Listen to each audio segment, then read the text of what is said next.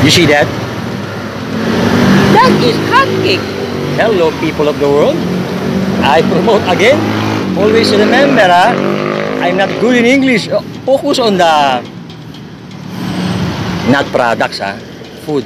Because today, I will show to you one of the place here in, of course, Philippines that has I'm not good in English, not focus on my grammar, that has a food stand with different kinds of street food. So it's very hot here, so I hope you will focus on the video, because today I will show you that food stand that sells different kinds of street food and delicacies here in Philippines. So are you excited?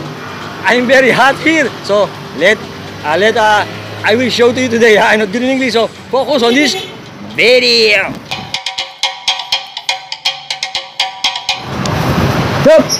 You see that?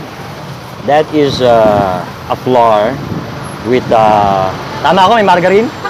Margarine and sugar, and of course, may food coloring ba yan? A little bit food coloring, because this is the what we call a liquid flour with that can make a hot cake. Of course, this is the hot cake that she cooked. The hot cake. How much is the hot cake? Okay, 10 pesos. The hot cake is very delicious here in Manila, Philippines. This is the Philippine hot cake here with sugar, of course, made of flour, egg, and of course margarine, and of course yeast, of course, so that the hot cake will be soft.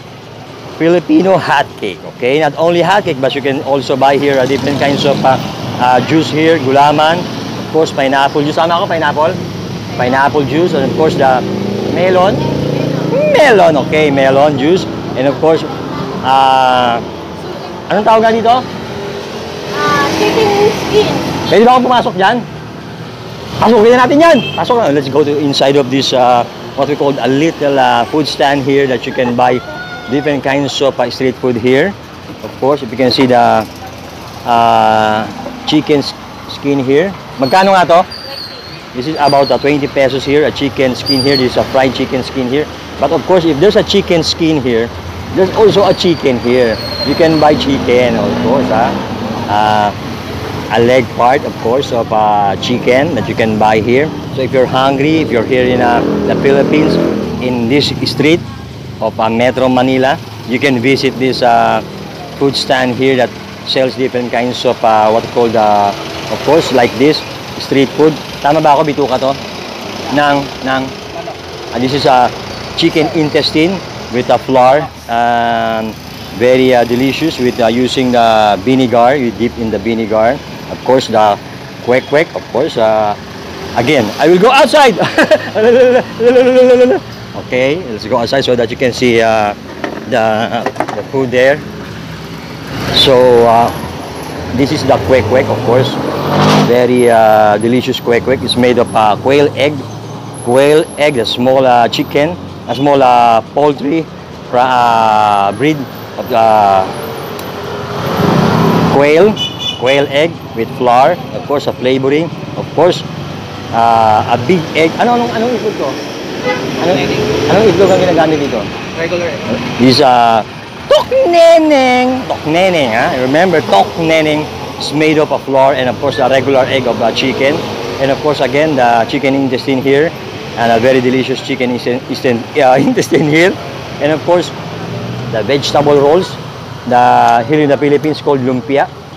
You can see this lumpia. This is vegetable rolls made of lumpia wrapper, rolls wrapper, Shanghai wrapper, of course the rolls wrappers, lumpia vegetable rolls, of course, lumpia, and of course called chicken intestine with flour. Of course, all of these are we call here in the Philippines street food, and of course this is another delicacy, so kamote Q, made of sweet potato, of course, with sugar. A very delicious kamote Q. And again, the banana Q, of course, a very delicious banana Q. This is saba, made of saba banana, and of course sugar. Here in Manila, Philippines, the banana Q.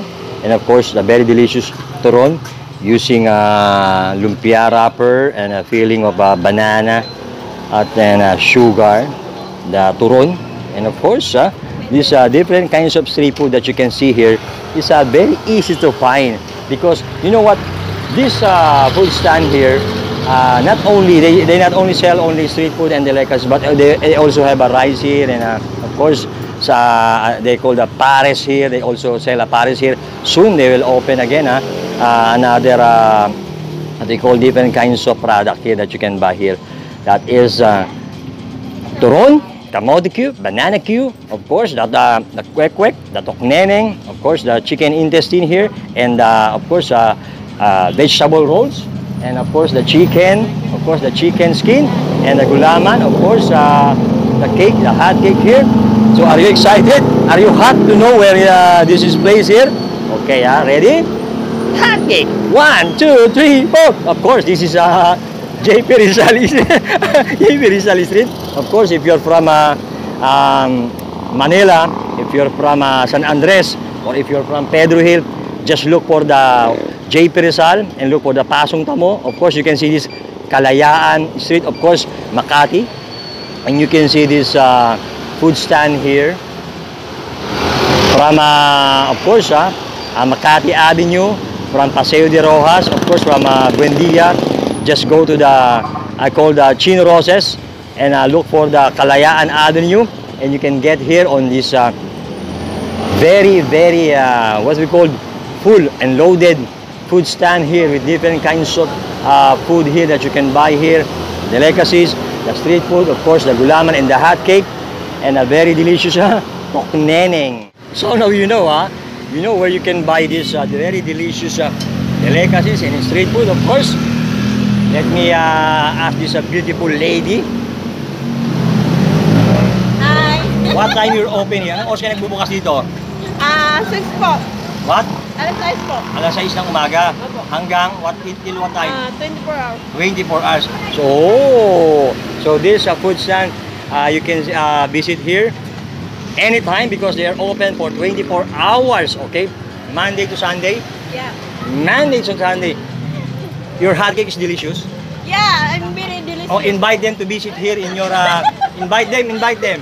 Pasyal sila dito, imbitahan mo sila. Hello po. Good evening. Good afternoon po. Bumili na po kayo dito sa hotcake namin na pinakamasarap. Anong pangalan pwesto nyo? Ano pangalan nila? Ano pangalan dito? Snack Attack. Snack Attack po. Visit here in Snack Attack, sabi mo. Snack Attack. Visit here. Visit here in Snack Attack po. Ay, sigaw mo I promote Snack Attack. Sigaw mo I promote Snack Attack. I promote Snack Attack. Thank you. Ano pangalan mo? Beth po. Ha? Beth. Beth, thank you. So, Beth said, visit here in Snack Attack, and of course, they're open for Monday to Sunday, of course, 24 hours. And she said to us, all the hot cakes here are very delicious, and the food here are very delicious. So, what are you waiting for, Visit here in Snack Attack. Of course, Kalayaan Avenue, corner Pasong Tamo. I promote Snack Attack, very delicious street food and delicacies. Snack Attack,